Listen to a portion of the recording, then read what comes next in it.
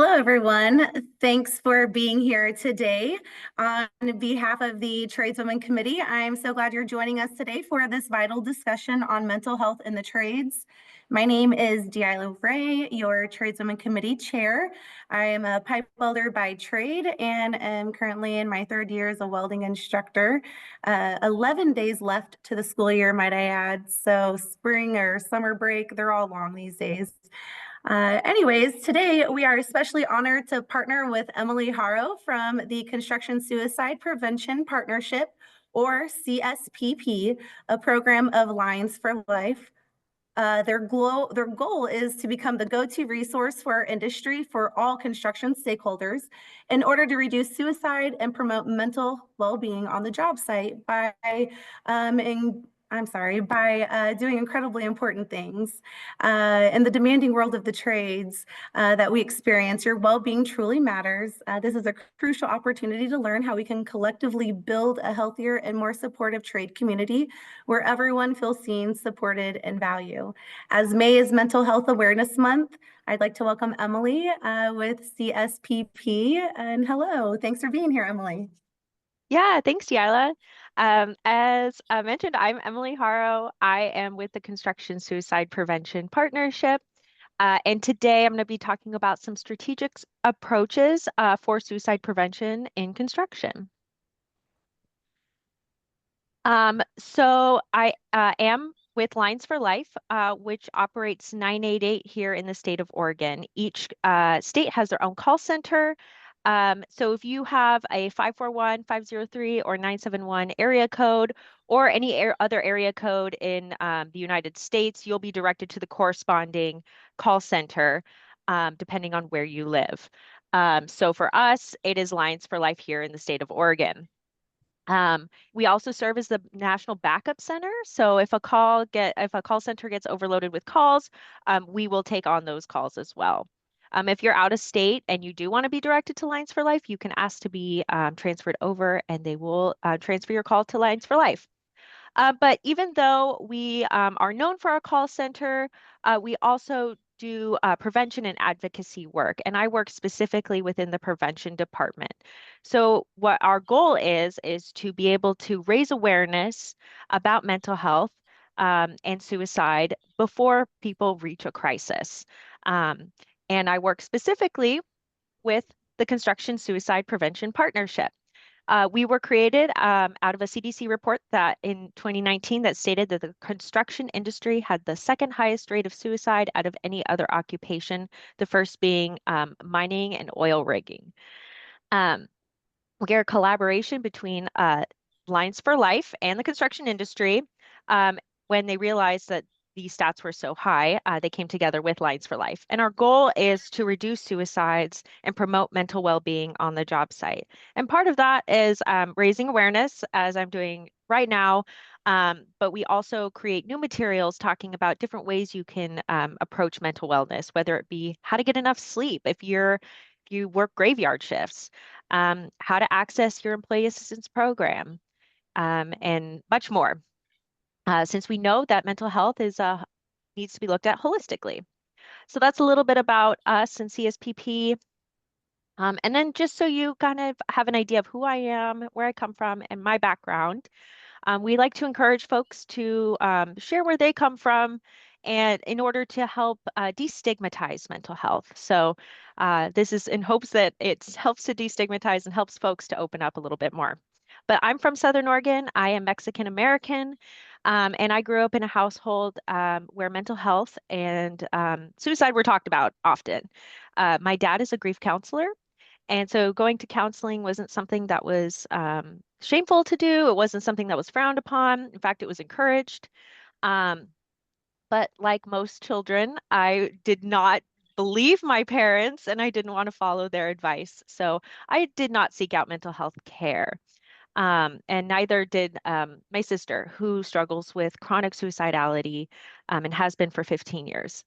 It has been really hard on my family and really hard on her. I remember some of my memories being where I just really wanted to trade brains with her so she wouldn't have to experience the pain anymore. Having my sister dealing with chronic suicidality, I also struggled with anxiety and depression. I did get my degree in psychology, so I was well versed in mental health and what to do around anxiety and depression, but never felt like I I really needed it at that moment. But I experienced a few different traumatic events while I was up in Portland, Oregon, and I myself tried to attempt suicide. Nobody really knew about it. I didn't tell anybody about it. But I realized then in that moment that I really needed help. So I reached out, I got help. I am a consumer of healthcare systems, of seeing counselors. I'm an advocate for it. Um, and I hope that folks realize that it's really important to seek out mental health care, even if you don't feel like you need it, because everybody struggles and we all have hard days. Um, I also briefly worked in the construction industry, where I experienced sexual harassment. I experienced a lack of mental health awareness, and that was also a really hard time for me. And I felt like I was sort of being a part of the problem versus being a part of the solution. And that's really what led me to Lines for Life and doing this work. Um, because as a woman who has experienced what it's like to be in the trades, it's really difficult. And I think part of it is raising awareness around that it's okay to talk about what we're going through and it's okay to ask for help. When we need it, especially for some of our male counterparts. Um, so that's me out on Toolbox, delivering a Toolbox talk out on site, and I really love doing what I do. So that's a little bit about me and where I come from. But I want to go over some rates within the United States around suicide. In 2022, and this is the latest CDC report, they usually come out every 2 years. They're a little behind on those, but the national suicide rate was nearly 14.9 per 100,000 people, which is a pretty staggering number. Males make up about 80% of those suicides, and females are 20%. However, females do have a higher attempt rate than males do.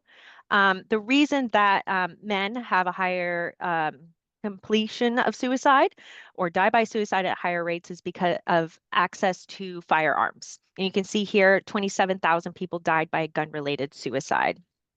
Um, and I won't get into guns or firearms or anything like that, but it is important to think about how you're storing lethal means, whether it be firearms or prescription drugs, especially if you or a loved one are dealing with mental health. Um, and each suicide really impacts families, communities, and workplaces. While these just look like numbers on a screen, these represent people and families and lives that have been torn apart by suicide. So it really does impact a whole community. But there's hope. 9 in 10 Americans believe America is facing a mental health crisis, and the new suicide death data reported by the CDC illustrates why. And this is from the former U.S. Health and Human Secretaries or Human Service Secretary. So we know that this is an issue. And often when I talk to folks in the construction industry and tell them what I do or tell them about the stats, a lot of them are not surprised. A lot of them know that this is an issue, which gives me hope because awareness is the first step to change. So I'm hopeful that with this awareness, we will be able to change the culture as well as the trend of suicide within the construction industry. So specifically in construction, we went over the United States data, but now we're going to go into the construction specific data. Construction workers, as I mentioned, have the second highest rate of suicide. Um, uh, they are also close to, veterans are also close to construction workers as far as suicide rates. And we do know that quite a few veterans entered the construction workforce. So that can be double the risk right there if you belong to both of those categories or those communities. The rate of suicide amongst male construction workers specifically was 75% higher than men in the general population. And then we lost an estimated 6,000 construction workers to suicide in 2022. and that's the national rate. And it's the same for women. So the suicide risk among women, they also have a higher rate of suicide than women who are not in the trades. And they have about 25.5 deaths per 100,000. And part of that also has to do with worksite culture. And I mentioned that a little bit in my own personal story, where I kind of had to experience that workplace culture of being harassed just for being a woman. And that happens a lot for women out on site. And that can be a really hard thing to have to go to work and deal with every single day. Um, and then we also know this is a safety issue. In 2022, the rate of suicides in construction was 6 times greater than all fatal work-related injuries. So, we wear a hard hat on site, we wear high-vis gear to protect our bodies, but what are we doing to protect our minds? Because that's the number one killer in the construction industry. And then our country now loses more construction workers to suicide than to job site injuries and accidents, again, emphasizing that same safety issue. And so I often hear, why are construction workers more at risk? What puts them at a higher risk? Um, Construction workers are often held at a higher standard of perfectionism that compounds pressures outside of work. So you have to stay on budget. You have to stay within the time frame that you're out on a site. You don't want to go overtime. You have to make sure that things are perfectly aligned, no mistakes, have to get to work on time, which is I've seen can be really brutal. Especially at those early hours. And that can be really difficult, especially if you're dealing with things outside of work, as most of us do. Subjected to long work hours, which can lead to mental fatigue. Often when I'm out on site, I ask workers how many of them had to drive over an hour to get to the job site that day. And quite a few hands go up. And that's time you're spending away from family. That's time you're not getting sleep. That's time that you're not resting.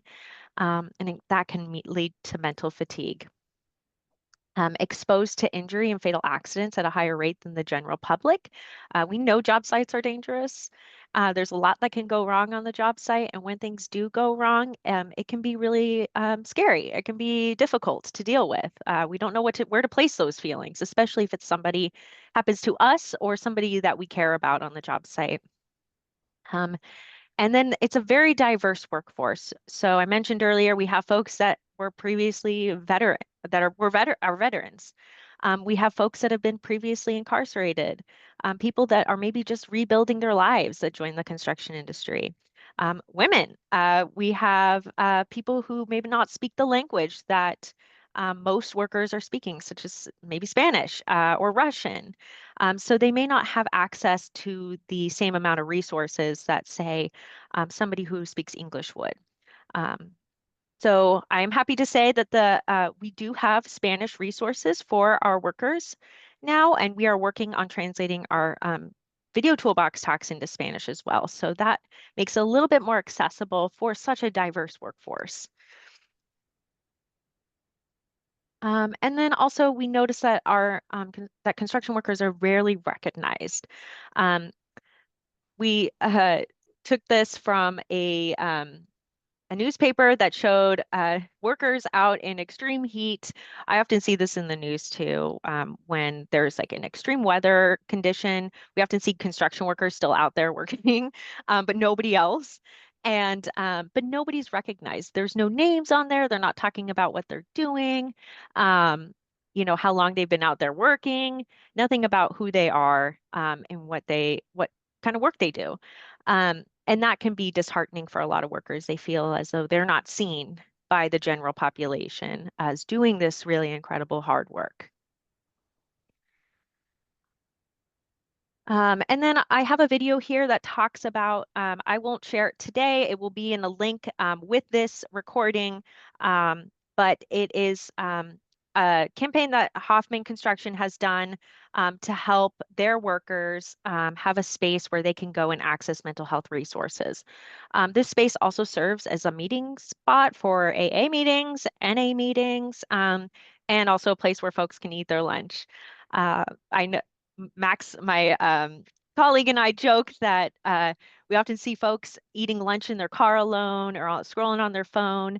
But nobody is talking to each other. And if we want to encourage folks to talk about mental health, we need to have spaces where they can do that rather than sitting in their car alone, right? So this will be linked below. So check it out. It's a really great video that talks about the GUTS rooms. Get us there safely is what that stands for. Um, so that also gives me hope that there's construction companies out there that are really trying to help their workers to talk about mental health. Next, I want to go over some suicide warning signs.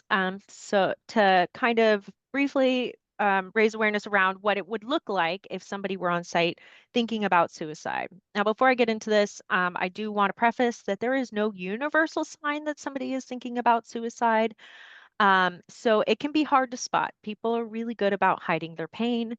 And sometimes I hear that folks never saw it coming. And that's totally valid because sometimes it can be really hard to spot. But the key to look out for is a behavioral change of some sort, whether that be some sort of positive behavioral change or a negative behavioral change, but some sort of really big change that somebody in behavior that somebody is exhibiting.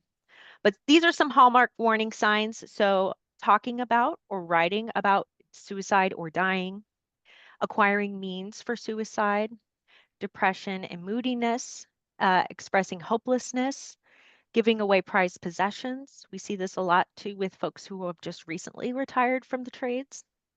Drug and alcohol abuse or relapse after recovery, being fired or having financial struggles, loss of important relationship, the diagnosis of a serious or terminal illness, being a victim of bullying or assault, and an unexpected period of improvement. And by that, I mean, if somebody maybe has been coming into work and they have been kind of low, kind of hopeless, and they've been like that for months on end, and then they suddenly come in and they are happy and joyful, that could be a sign that they have decided to end their life. Often folks feel a sense of elatedness when that happens. I know it doesn't sound right, but it does happen because they are thinking that their pain is going to go away. So keep in, look out for these. And oftentimes these can be a lot of different things going on in people's lives. Maybe they're going through a divorce, losing a custody battle, and they just lost their job. I often hear that these things happen all together. So be on the lookout, check in with folks regularly. Um, and the next part is what to do when somebody is thinking about suicide. How do you approach them? What do you say? Um, but the first thing we want to say is ask, and don't be afraid to say the word suicide. In fact, it's really important because people who are thinking about suicide will often try to skirt around the question. And if you ask, like, are you thinking of harming yourself? They may say, no, I'm actually thinking about killing myself instead, as what they might be thinking. So it's really important that we use the word suicide. Um, and then be non-judgmental. So we're not there to judge what the person is going through. We're there to help them get the care that they need. We're there to be a resource, a vessel, if you will, to help them get the help that they need. We're all human beings. We all have tough days. We all have things in life that really are difficult and really hard to go through. So I would try to connect with them on that level. And we all do go through hard things, and then get them connected to a counselor or a crisis clinic, um, somebody that they trust to. You can always, when in doubt, also call 988. 988 is a great resource. You can even call if you are not sure what to do with somebody who's in crisis. If totally freeze up and you're scared to ask, you can call 988. I also hear from folks that they if there is a supervisor or somebody who is above them who is exhibiting signs of suicidality, that they will feel uncomfortable going to them and may feel like it's unprofessional. And I totally understand that. And my advice for that would be to go to somebody, let them know what you have seen, and have them ask somebody who's maybe more of a peer, um, rather than yourself if you don't feel comfortable. So with that, the next slide. So in QPR, Question, Persuade, Refer, it's a training that we give for free where we talk more in depth about the suicide warning signs and behavioral clues. We also talk more in depth about how to ask the question, how to persuade somebody to stay alive, and how to refer them to somebody who can help. We give this training for free every month, and it's virtual for anybody to join. It's great information. You do get a certification at the end as a gatekeeper, but it's great information on how you can help somebody who might be thinking of suicide or struggling. So if you are interested, you can sign up on our website for this month's QPR, which will be on May 30th, or sorry, May 29th. And then some more resources and materials. We have our action guide. This is great for companies if they are just kind of starting to get into mental health and suicide prevention within their company, how to put down policies and protocols around it for prevention, intervention, and postvention. So after a suicide happens or after a death happens.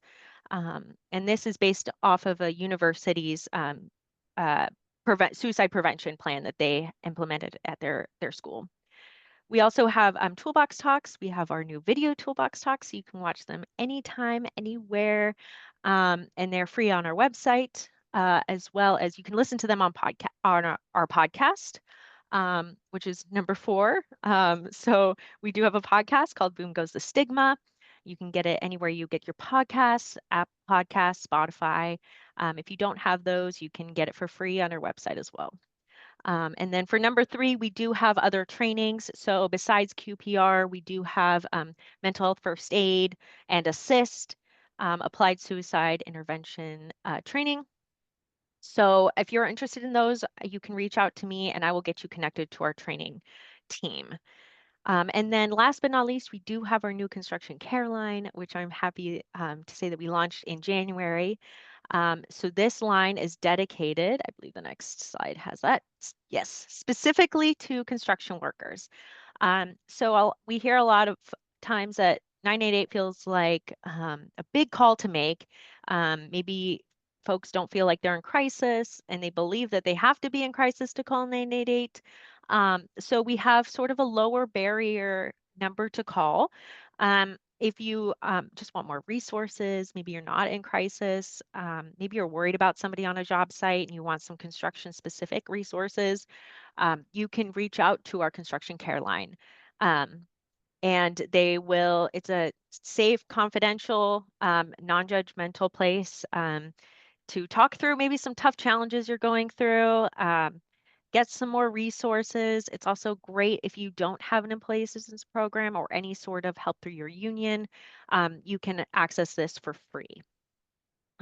So we also have the QR code here that you can scan. It will go to our website. And this website for the construction care line talks about everything you need to know about the construction care line, way more in depth than I just went. So I highly encourage that you check it out. It's a great resource to use.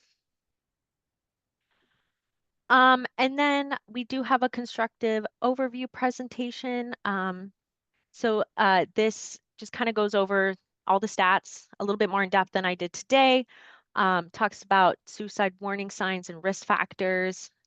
We also have one on alcohol. We know that's a huge issue within the construction industry.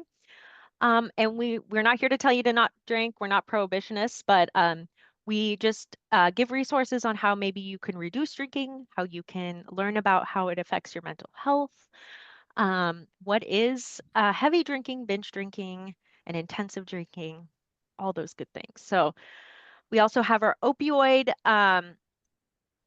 presentation, which talks about the histories, impacts, and data around opioid use on the construction site. We know that's also an issue, especially with chronic pain, that a lot of construction workers have. And they are often prescribed more and stronger opioids. And then we have our essential skills in de-escalation. Um, this presentation is really designed to help folks who maybe see somebody who's in an active crisis where maybe they need to come back down to a more regulated state, how to get them to that state, how to talk to them, how to listen, really engaging in the active listening so you can get them to help. So that's a little bit about all of our resources.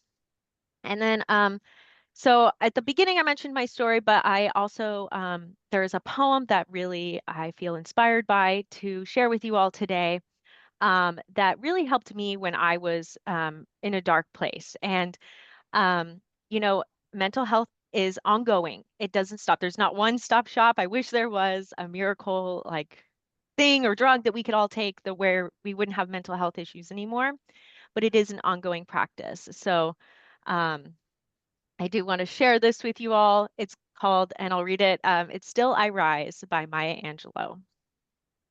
You may write me down in history with your bitter, twisted lies. You may trod me in the very dirt, but still like dust I rise. Does my sassiness upset you? Why are you beset with gloom? 'Cause I walk like I've got oil wells pumping in my living room. Just like moons and like suns, with the certainty of the tides, just like hopes springing high, still I rise. Did you want to see me broken, with bowed head and lowered eyes, shoulders falling down like teardrops, weakened by my soulful cries? Does my haughtiness offend you?